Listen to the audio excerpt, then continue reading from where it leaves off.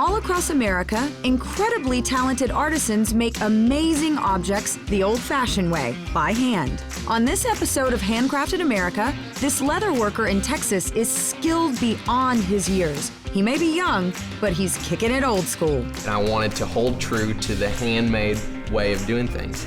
Then I'm off to meet a guitar maker in Rugby, Virginia, who is so in demand, he even makes rock icons wait their turn. How can you make Eric Clapton wait for 7 years? Finally, I'm headed to Chicago to ask this former architect how she went from buildings to shoes. The thing about shoes is that they do involve structure. So you need it to be functional, you need it to be beautiful. These shoes definitely catch the eye. In fact, all of these makers know how to grab my attention. You had me at purses.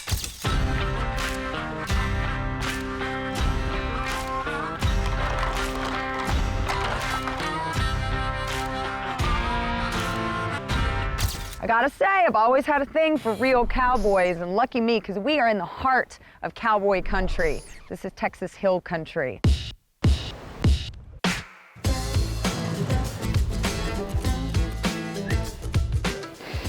You smell that? It smells like leather. A little over a couple of hours west of San Antonio is Rock Springs, Texas.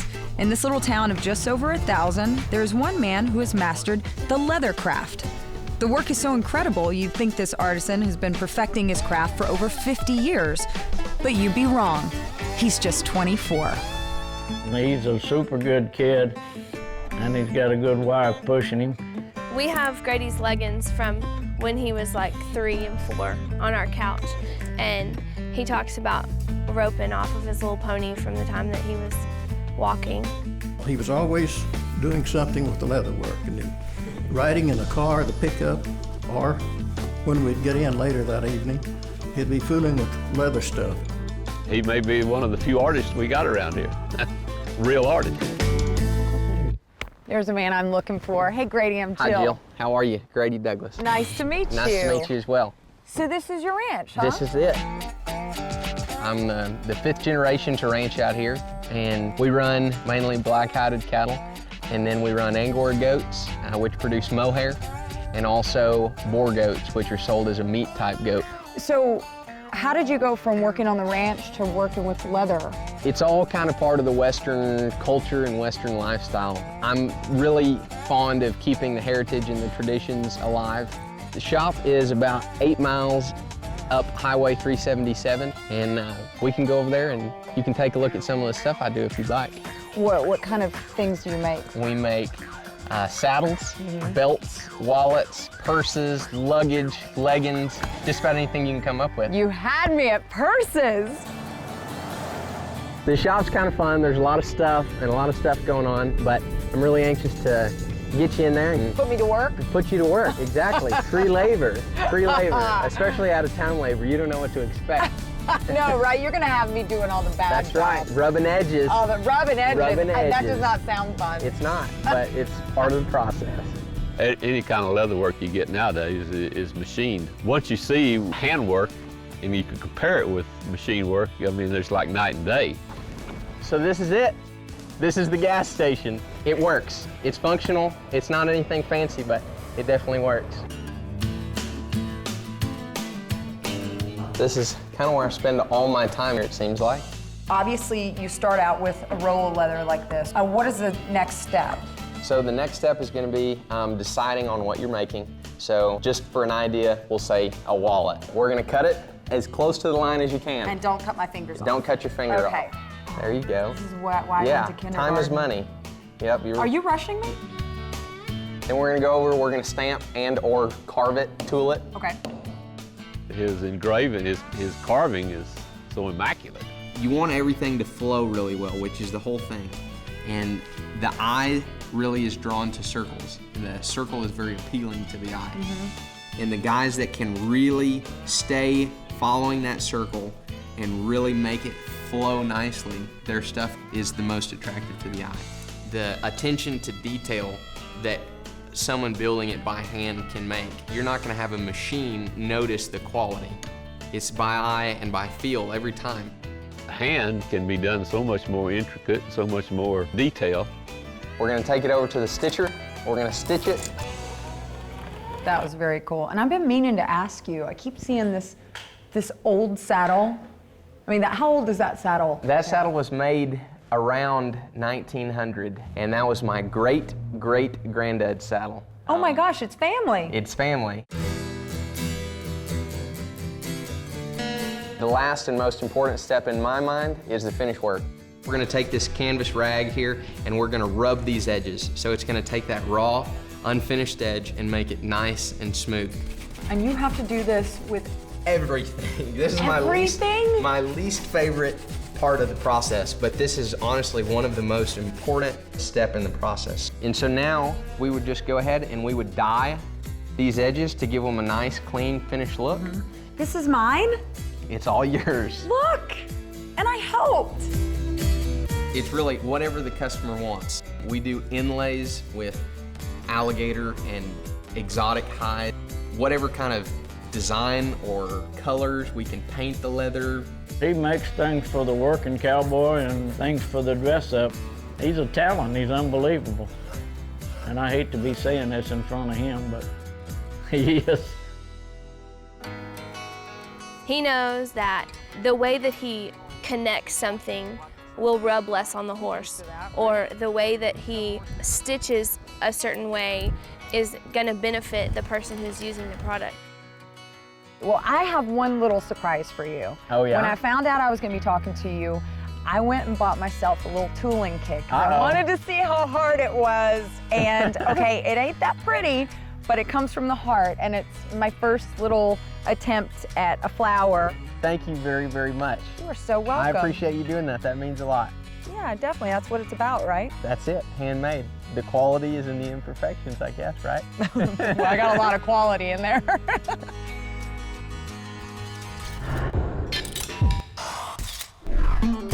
I'm traveling to the Blue Ridge Mountains to discover one of the world's greatest guitar makers.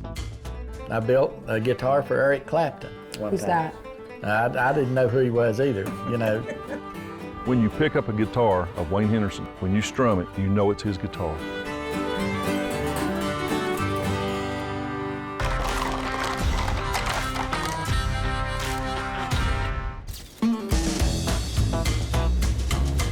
I'm from a little town in North Carolina called Walburg. I do feel at home here in Virginia. There's an old saying, there's a musician behind every tree in the foothills in the mountain, and it's true. In the town of Rugby, population 7, there's one man who might be one of the world's greatest guitar makers, Wayne Henderson. I'm here finally, I'm meeting the man. Hey. Mr. Wayne Henderson. Howdy. How are you? How are you? And I'm Good. assuming this is your lovely daughter, Jane Henderson. Yep, Jane. for sure. Hey, nice to meet you two. You too. Oh, thank you. Well, if you guys don't mind, I would love to go in and see some of the work and maybe see how you create absolutely. these things. We'll have you building guitars here before long. If I can do it, you can do it. Well, I don't know about that, Jane. Being able to play a guitar is helpful in building a guitar because you know what they're supposed to feel like, what they're supposed to sound like. When did you make your first guitar? Well, I guess my first guitar I actually have right here is made out of that thing right this there? thing right here, I love it. It's actually made out of cardboard. made out of a cardboard box. What happened to the strings, Wayne? Well, I don't use this much anymore, and I've just got one string. But you can actually play a tune on I it. could play a tune on this thing when it had all 4 strings, and there's a date on it, 1/2/59. I've always felt like I inherited some of this guitar building from my grandfather, he didn't make any kind of instruments, but he made coffins. You made coffins? Made coffins. I always figured that's where this guitar stuff, because they're all boxes, you know. One of the biggest lessons my dad says that I need to know is you need to know how to make something perfect, but if you don't, you need to know how to fix it. It really helped a lot the first time somebody brought me one that had been ran over by a car. and I got to see the inside of it. And ever since that, my guitar sounded better because I learned brace patterns and the size of wood, and then ever since then, I put a little bit of my own stuff, you know, in how a certain way that I carve or shave a brace. So Wayne, what are the steps to make a guitar? Well, one of the first things you have to do is you got to bend the sides or the rims. How do you do they're that? shaped. Well, you do it with I have a contraption over here with water and heat. You can hear that sort of sizzling. When he's in the shop working, the phone will just ring off the hook. Hello? And I try and answer and screen calls, but people, half the time, they won't have it. Like, let me talk to Wayne. How many hours a day do you work on these? I work a lot of hours because I love doing it, but I don't get up till, you know, maybe 11 o'clock in the day, but I work till 3 in the morning. He'll chat all day and then stay up till 4 in the morning working when everyone else is asleep and not calling him so much. So, Wayne, I know you're not a name dropper, so it might be hard to answer this question, but I'm gonna force you to. Okay. I wanna know some of the more famous people that you've built guitars for. I built a guitar for Eric Clapton one Who's time. that? I didn't know who he was either, you know. That's why you put him on a list. Yeah, it took him 7 years to get his guitar like anybody else. Wayne, And, how can you make Eric Clapton wait for 7 years? Well, I figure he's probably got 500 guitars. That is not what you say. That's not what you say to Eric Clapton. I know he made a guitar for Jeff Beck. There's the late, great Doc Watson, Vince Gill, just to name a few. I want to talk about James because I think it's amazing how she's following in your footsteps. I could always see that she was good with her hands and a good craftsperson, and I knew she could do it if she'd just try. And I'm not saying that I'm incredible at it yet, but I do feel like it comes pretty naturally, just being able to figure things out on my own, fix things. I think this is the most important part of a guitar for the sound. And see these, this is a piece of spruce that's about 120 thousandths thick, and that makes it, it vibrates and rings. Now let me tap this thing, hold it, just bounce it right here. He's listening for volume and clarity and a certain pitch. Those braces all come simultaneously off of one piece of wood, and they all have the same relative strength, and they vibrate equally. When he tap tunes that top and takes that pocket knife and trims those braces, that's what makes his guitars different from anybody else's. You spend so much time with each guitar. Do you ever find it hard to let the guitar go at the end? Because yeah, sometimes. Figure, well, you know, I could make me another one. Right, but they're not, you know, each one is all original. When you make them totally by hand like that, they are pretty much individual. All of them's a little bit different. When you pick up a guitar of Wayne Henderson's that he's made, when you strum it, you know it's his guitar. It's just that much clarity in the guitar. It's just his guitar.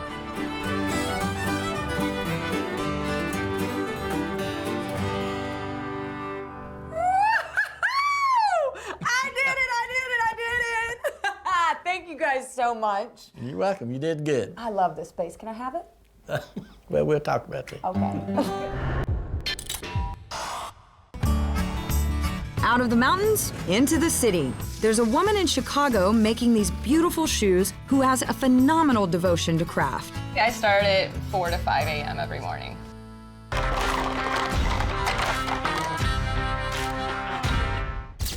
What do shoes and architecture have in common? Well, I'm here in Chicago, a place known for its architecture, and I'm about to meet an architect, but she gave it all up to become a shoemaker. Annie Mohop created Mohop shoes 10 years ago. She specializes in customized footwear and makes each pair from scratch. Okay, Mohop. Oh. Hi guys, I'm looking for some shoes. Well, you've come to the right place. Hi, I'm Annie. Hi, Annie. I'm Justin. Hi, Justin. Nice Come to meet you. on in. Let's see our workshop. Thank you. Annie and her boyfriend Justin Walker run Mohop shoes. I think you have the best job in the world. I love these. These are beautiful. How unique. Thank you. When did you decide that I don't want to be an architect anymore, I want to make shoes? I really missed doing things with my hands. Right. I just had this craving to do something. So when we had a house that we were doing a renovation on and had all this woodworking and tools in the basement, I was like, what can I make with this stuff? Annie decided to make shoes and sold some at a craft fair. The first set I sold were not very durable, but I worked in remaking prototype after prototype and eventually had a pair that I could walk 100 miles in. You did your own little quality test on it. I did. I love a very that. long quality test. Then we ended up with shoes that'll last forever. Annie says that so much about being an architect can be applied to fashion. The thing about shoes too is that they do involve structure, form and function. You know, that's what architecture is form and function. And so you need it to be functional, you need it to be beautiful. Her shoes, using recycled and sustainable materials, are now sold around the world. They come with 7 sets of ribbons, so you can It's choose like 7 your different colors. pairs of shoes for At one least. price. Yep, exactly. You can style them in tons of different ways and go for something neutral or something bright. The first thing we'll do is actually take a tracing of your foot and get an idea of what size we're gonna make. Let's trace my foot. One tracing is for size, the other is so she can measure the arch. I'm ticklish. You have high arches. I get that all noted there. Now, she'll create a 3D model so she can customize the arch support. We will give you a nice supportive arch in your shoes. Annie asked customers to upload their foot tracings to the Mohop website. You can also order the old-fashioned way, by your size. Annie combines traditional shoemaking techniques with high-tech machinery. This 3D router is programmed to cut large pieces of wood into heels. We just cut out our heels. So how many of these do you do at a time? We can do a table of 20 heels all at the same time. We made a heel. It's emerging from the dust. 2 pairs of heels. See it. That's great. So now where do we go from here?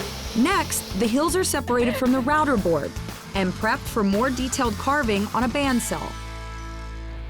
We're all safety geared up. Now that the wood has been transformed into heels, Annie uses a bandsaw to cut and round them. I usually cut this side off first.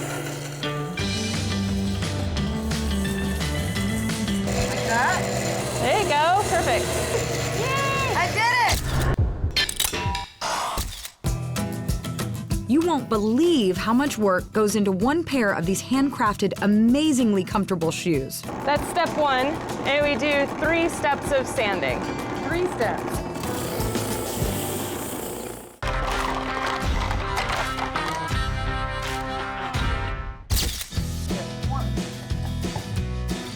I love my Mohop shoes. And I pretty much tell everybody who asks me how much I love my Mohop shoes. We're well on our way to creating a beautiful, customized pair of Mohop shoes. We've traced my foot and made tailor-made heels. We've cut and shaped the heels so they're ready to be married to the rest of the shoe. So what we need to do is place them on the soling. And we'll just draw a little line where we're gonna glue. Then we're gonna glue this stuff. There's a lot that goes into this. What time do you start? Honestly, I start at 4 to 5 a.m. every morning. How many of these can you do a day? I try and get 8 to 12 pairs done a day. While the glue sets, Annie shows me how to prepare the bed of the shoe. Lacing them takes me back to kindergarten. We stick the heel onto the soles, and then we glue the footbed onto the base of the shoe. Now we gotta bandsaw it down to make it look more like a shoe. We're gonna cut this out. So you can see it's already starting to look more like a shoe. It's a shoe! Now we're gonna sand them. Okay, let's go sand. This is a hardcore 80 grit sandpaper, so you gotta use some muscle. You wanna try? I'll try it. Kids, do not try this at home. Probably good. That's step 1, and we do 3 steps of sanding. 3 steps. It goes from a heavy grit to a medium grit to a buffing step. Now it's time to really bring out the grain of the wood. So we're gonna put in an oil-based sealer, dip your towel into there, and we'll rub it right on the wood. And look at the grain come out. Oh yeah, that's beautiful. Comes to life, people. It's talking to me. It's talking to me. That is lovely. My shoes are almost complete. But we have to, your signature touch, which is the ribbons, right? Yes, one last step. We'll personalize them for you with whatever ribbons you like. I am fond of black and white. So we're gonna lace them through the first pair of loops right at the front. And then we'll put the ends through the little wood ring. They're so pretty. I love them. Yeah, we hope you enjoy those shoes. Those are your shoes that we made together. You're giving them to me? All yours. Ah, thank you so much. Yay! Thank you. Oh, wow. Annie's shoes look and feel incredible. I feel like Cinderella. Actually, all of these makers have my senses fired up. This is what we call handmade. That's exactly right. Grady's leather work has amazing textures combined with a comforting leather smell. Wayne's one-of-a-kind guitars sound so warm and rich. These artisans work hard at their craft to evoke such strong feelings. You cannot rush perfection. No. But still, some of the crafting process might just be instinct. People ask me, how do you make guitars? I get asked that almost everywhere. How do you make guitars? You got to have good sharp tools. That chisel, this old pocket knife right here, tools like that, and it's good wood, and you cut away everything. It does not look like a guitar.